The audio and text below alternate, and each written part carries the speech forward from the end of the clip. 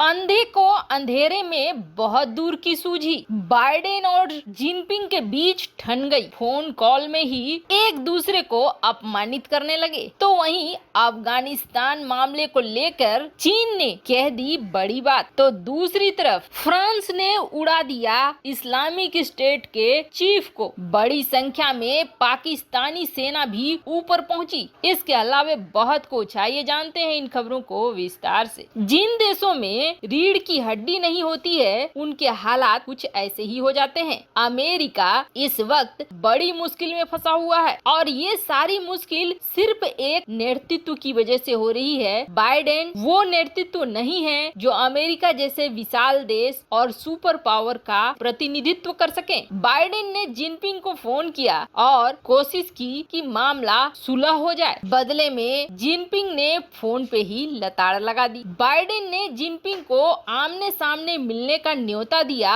और जिसे जिनपिंग ने रिफ्यूज कर दिया, मना कर दिया। सुपर पावर अमेरिका के दिए गए मिलने के प्रस्ताव को चीन ने सीधे मना कर दिया। ऐसा नहीं है कि चीन बहुत शक्तिशाली है इसलिए उसने मना किया, बल्कि ऐसा है कि चीन अमेरिका के राष्ट्रपति बाइडेन को अच्छी तरीके से भांप गया है कि वो क्या कर सकता है और क्या नहीं कर सकता है। Al Qaeda chief Osama bin Laden ने कहा था कि ओबामा को निशाना बनाना लेकिन बाइडेन को निशाना नहीं बनाना, क्योंकि बाइडेन के हाथ में जैसे ही सत्ता आएगी बाइडेन सब कुछ बिगाड़ देगा। फिर अमेरिका पर एक्शन लेना हमारे लिए बहुत आसान हो जाएगा। इस वक्त एक के बाद एक बाइडेन ऐसे फैसले ले रहे हैं जो चीन को ये समझ में आ रहा है कि अमेरिका इस वक्त एक मजबूत नेतृत्व के हाथ में नहीं है, जिसकी वजह से चीन ने बाइडेन के फोन के तुरंत बाद दक्षिण चीन सागर में एक द्वीप पर कब्जा कर लिया और अब बाइडेन को सीधे तौर पर, खुले तौर पर अफगानिस्तान मामले को लेकर लताड़ा लगाने लगा।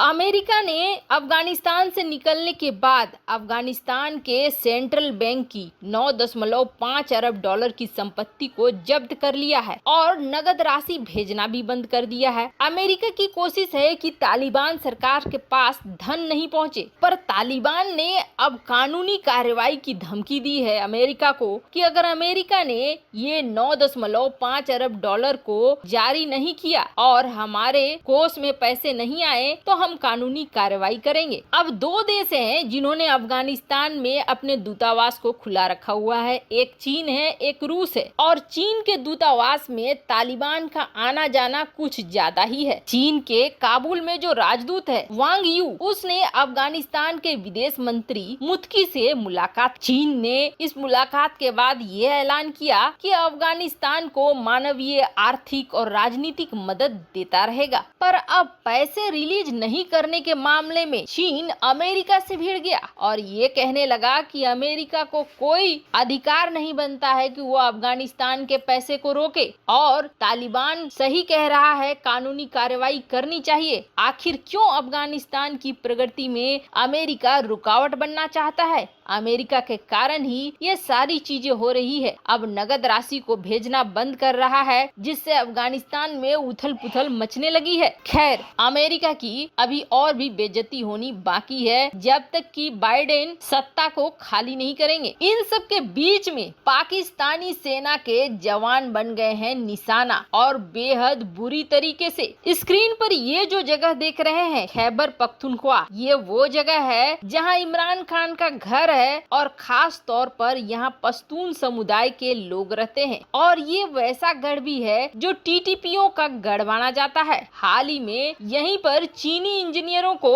ऊपर पहुंचा दिया। 13 लोग ऊपर चले गए थे, जिस पर चीन बहुत बौखलाया भी था, पर उसके पहले पाकिस्तानी सेना को निशाने पे लाकर कैप्टन और जवान को ऊपर भेज दिया था। 2014 से लगातार ऐसे हो रहे हैं जिससे पाकिस्तान बिल्कुल उथल पुथल मचा हुआ है। और आपको बता दें, जिस तरीके से अफगानिस्तान में तालिबान आया या लाया गया है, टीटीपी का मनोबल और भी ज्यादा बढ़ गया है। टीटीपी और इस्लामिक स्टेट दोनों यहाँ पे हो गए हैं एक्टिव और जिसके बाद एक बार फिर कल रात को उत्तरी वजीरिस्तान में टीटीपी ने बड़ी कार्रवाई कर दी है पाकिस्तान के ऊपर, यानी ये गुड वाला तालिबान, और 7 पाकिस्तानी सेना के जवान ऊपर चले गए हैं। वैसे आपको बता दें, पाकिस्तानी सेना पर भारी पड़ रहे हैं टीटीपी के लड़ाके, और ये दिन आएगा और बहुत ही बुरा आएगा। पाकिस्तान शायद इस चीज को अभी समझ नहीं रहा है, या फिर ये कहें कि दूसरे के लिए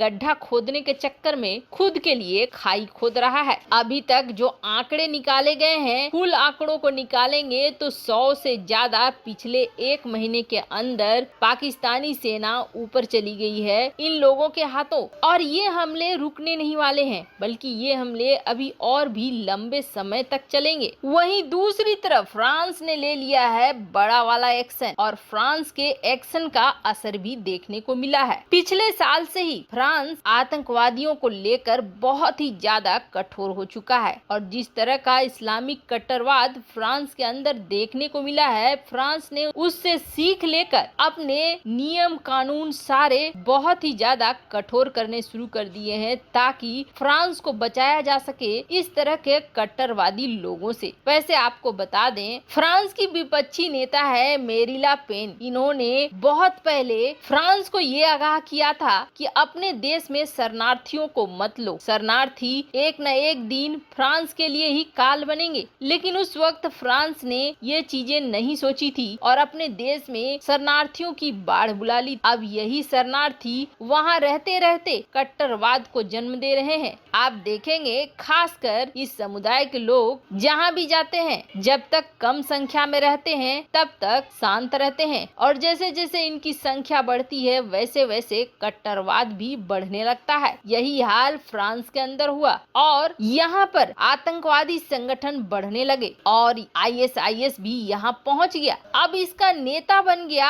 अदनान अबू वालिद अल सहरावी, जिसके ऊपर $5 मिलियन का पुरस्कार था। इसने कई क्षेत्रों में लगातार हमले किए। अमेरिकी डिपार्टमेंट ऑफ स्टेट ने इसे वैश्विक आतंकवादी भी घोषित किया। काफी दिनों से इसकी खोज चल रही थी इसे ऊपर पहुंचाने के लिए। आखिरकार फ्रांस ने ये काम कर दिखाया। ग्रेटर सहारा में इस नेता को फ्रांसीसी सेना ने हुरों के पास भेज दिया और इसकी जानकारी खुद राष्ट्रपति इमैनुअल मैक्रोन ने ट्वीट करके दी है। ये आतंकवाद के खिलाफ लड़ाई में सचमुच बहुत बड़ी जीत है, जिसकी मैक्रोन ने घोषणा भी की। वैसे अब इन सारे देशों को एक साथ आना होगा, तभी ऐसे संगठनों से मुक्ति पा सकेगी दुनिया। वैसे आपको क्या लगता है, बाइडेन को कुर्सी छोड़ देनी चाहिए? कमेंट कर अपनी राय जरूर बताएं। जल्द मिलते हैं अगले वीडियो में नई खबर के साथ।